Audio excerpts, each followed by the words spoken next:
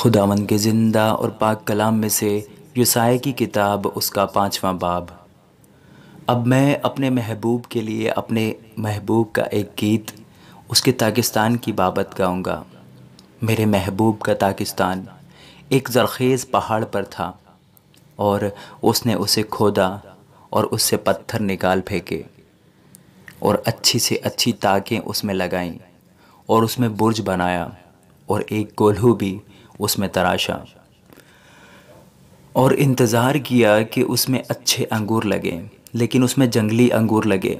اب اے یروشلم کے باشندوں اور یہودا کے لوگوں، میرے اور میرے تاکستان میں تم ہی انصاف کرو کہ میں اپنے تاکستان کے لیے اور کیا کر سکتا تھا جو میں نے نہ کیا، اور اب جو میں نے اچھے انگوروں کی امید کی تو اس میں جنگلی انگور کیوں لگے؟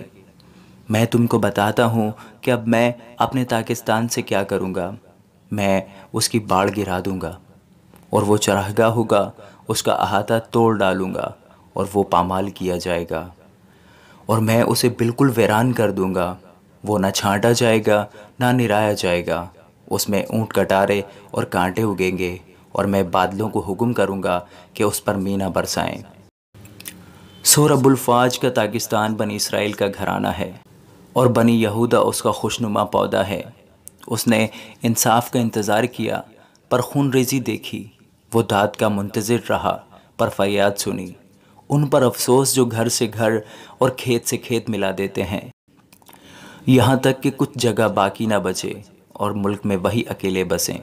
رب الفاج نے میرے کان میں کہا، یقیناً بہت سے گھر اجڑ جائیں گے، اور بڑے بڑے عالیشان اور خوبصورت مکان بھی بے چراغ ہو جائیں گے، کیونکہ 15 بیگے تاکستان سے فقط ایک بت میں حاصل ہوگی، اور ایک ہومر بیج سے ایک ایفا غلہ۔ ان پر افسوس جو صبح سویرے اٹھتے ہیں تاکہ نشہ بازی کے درپے ہوں، اور جو رات کو جاگتے ہیں جب تک شراب ان کو بھڑکا نہ دے۔ اور ان کے جشن کی محفلوں میں بربط اور ستار اور دف اور بین اور شراب ہیں، لیکن وہ خداوند کے کام کو نہیں سوچتے اور اس کے ہاتھوں کی کاریگری پر غور نہیں کرتے۔ اس لیے میرے لوگ جہالت کے سبب سے اسیری میں جاتے ہیں، ان کے بزرگ بھوکوں مرتے اور عوام پیاس سے جلتے ہیں۔ پس پاتال اپنی ہوس بڑھاتا ہے اور اپنا منہ بے انتہا پھاڑتا ہے، اور ان کے شریف اور عام لوگ اور غوغائی اور جو کوئی ان میں فخر کرتا ہے اس میں اتر جائیں گے، اور چھوٹا آدمی جھکایا جائے گا اور بڑا آدمی پست ہوگا، اور مغروروں کی آنکھیں نیچی ہو جائیں گی۔ لیکن رب الفاج عدالت میں سربلند ہوگا، اور خدائے قدوس کی تقدیس صداقت سے کی جائے گی۔ تب برے گویا چراگاہوں میں چریں گے، اور دولت مندوں کے ویران کھیت پردیسیوں کے گلے کھائیں گے۔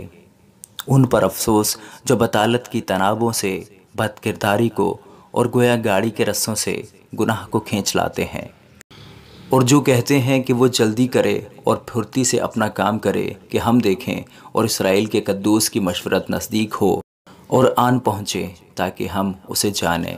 ان پر افسوس جو بدی کو نیکی اور نیکی کو بدی کہتے ہیں، اور نور کی جگہ تاریکی کو اور تاریکی کی جگہ نور کو دیتے ہیں، اور شرینی کے بدلے تلخی اور تلخی کے بدلے شرینی رکھتے ہیں۔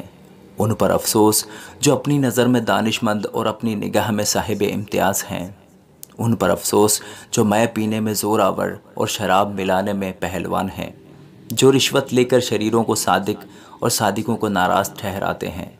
پس جس طرح آگ بھوسے کو کھا جاتی ہے اور جلتا ہوا پھوس بیٹھ جاتا ہے، اسی طرح ان کی جڑ بوسیدہ ہوگی اور ان کی کلی گرد کی طرح اڑ جائے گی، کیونکہ انہوں نے رب الفاج کی شریعت کو ترک کیا اور اسرائیل کے قدوس کے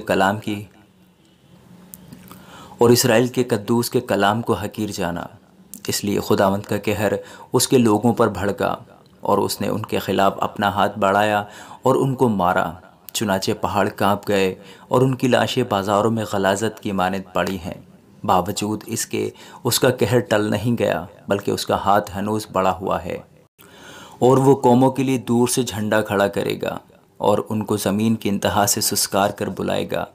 اور دیکھ، وہ دوڑے چلے آئیں گے، نہ کوئی ان میں تھکے گا نہ پھسلے گا، نہ کوئی اونگے گا نہ کوئی سوئے گا، نہ اس کا کمر بند کھلے گا اور نہ ان کی جوتیوں کا تسمہ ٹوٹے گا۔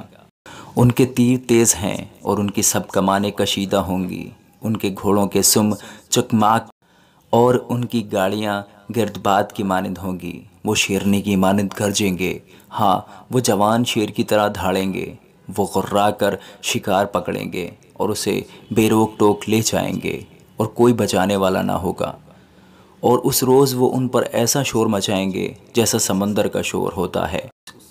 اور اگر کوئی اس ملک پر نظر کرے تو بس اندھیرا اور تنگ حالی ہے، اور روشنی اس کے بادلوں سے تاریک ہو جاتی ہے۔ آمین۔